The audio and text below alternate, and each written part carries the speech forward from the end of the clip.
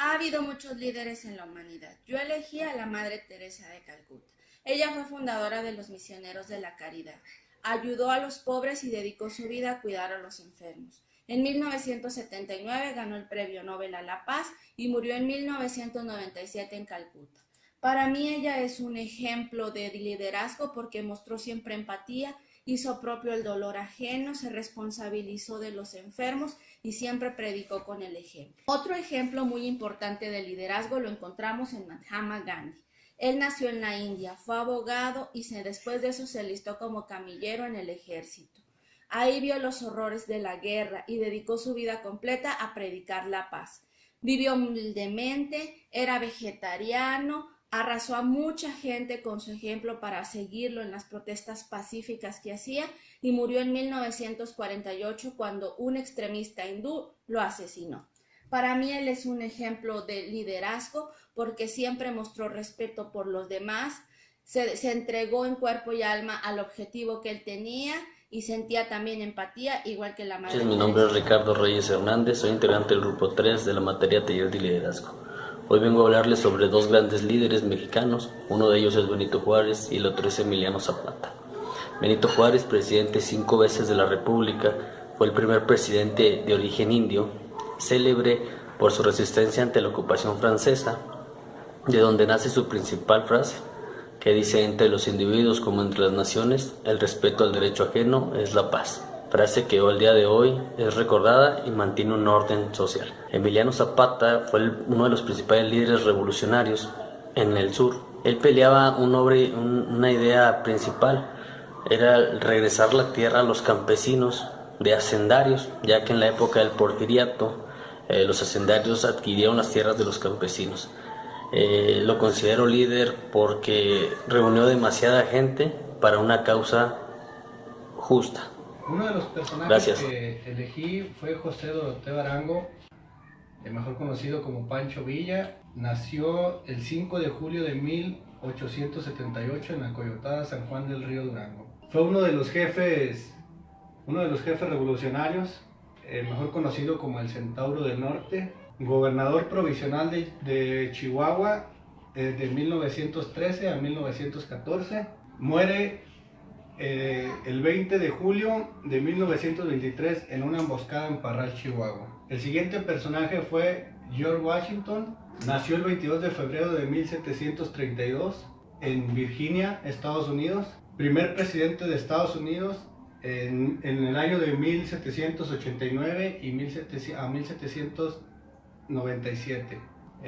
Es considerado el padre de la patria porque fue quien dio la independencia a Estados Unidos. El motivo por el que yo elegí a estos dos personajes como líderes fue porque los dos estuvieron involucrados en decisivas tomas para el país de cada uno. En el caso de Doroteo Arango, estuvo involucrado en la Revolución Mexicana, liderando un fuerte grupo de soldados que en sí eran agricultores, la mayoría de ellos eran campesinos. Y George Washington fue comandante del ejército para la independencia de Estados Unidos.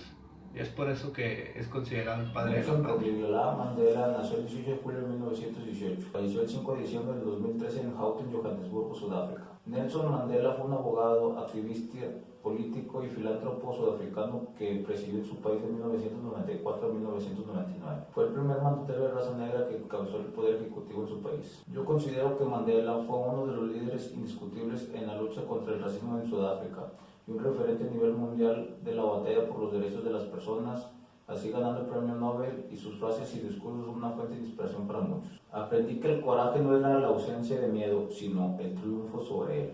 El valiente no es el que no siente miedo, sino el que vence ese temor. Ernesto Guevara de la Serna nació el 14 de mayo de 1928 en Rosario, Argentina. Falleció en La Higuera, Bolivia, el 9 de octubre de 1967. Conocido como el Che Guevara, fue un político, escritor, periodista y médico argentino-cubano, uno de los ideólogos y comandantes de la Revolución Cubana de 1953 a 1959. La Revolución Cubana sigue siendo importante para la historia. Si bien hubo otros importantes líderes, la cara visible siempre fue la de Che Guevara, con su característica imagen que hoy recorre por el mundo. Considero que el Che Guevara fue un líder al estilo democrático y consultivo.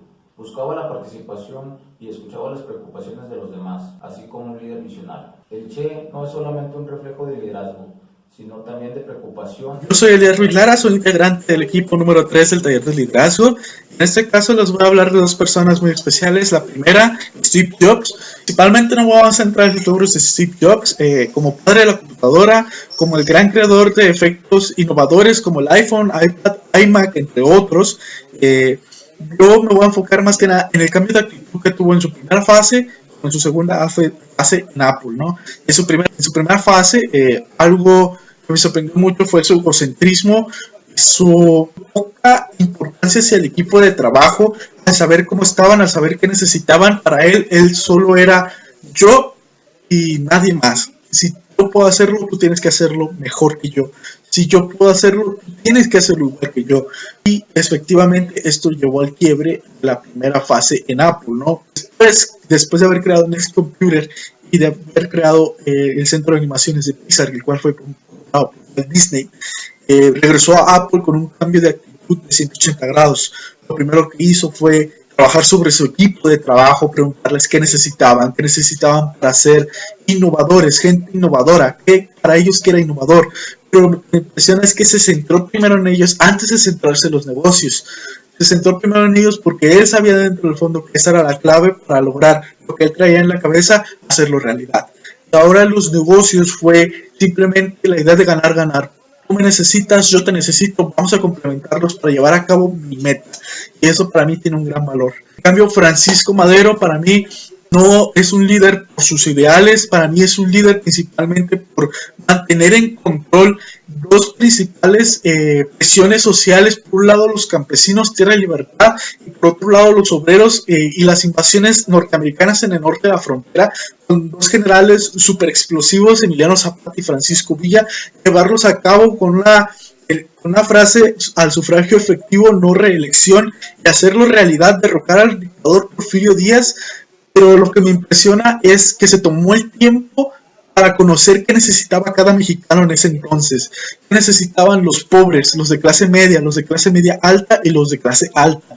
Y eso fue lo que a mí me sorprendió mucho, porque entonces supo enfocar los recursos a quien verdaderamente los necesitaba y no a quien ya los tenía. Y para mí eso es ya una visión a futuro de cómo controlar a su propia gente y a dónde la quiere llevar. Es por eso que yo considero líderes a estas dos grandes personas. Soy el alumno Miguel Alejandro Puentes León de la materia taller de liderazgo. Los personajes que me tocó hablar son de Barack Obama y Fidel Castro. Fue el primer presidente afroamericano en los Estados Unidos. Una de las cosas que lo resalta a él es la captura de Osama Bin Laden. Hizo demasiados cambios ahí en Estados Unidos. Ahí algo que lo diferenciaba de los demás presidentes era de que siempre hablaba en conjunto de nosotros, a diferencia de que yo siempre estuvo firme y con la mente siempre positiva hacia los problemas que se veía. Era muy pragmático e ideológico. También era muy cooperativo y acomedido a todo lo que se ofrecía. De Fidel Castro, pues era un militar político revolucionario que fue el que organizó la invasión y la revolución a Cuba. Hizo su ejército de desertores de gente cubana, de exmilitares cubanos, y pues dieron el golpe al Estado contrabatista. Una de las frases que lo identificaban a él era de austeridad y disciplina. Siempre fue así.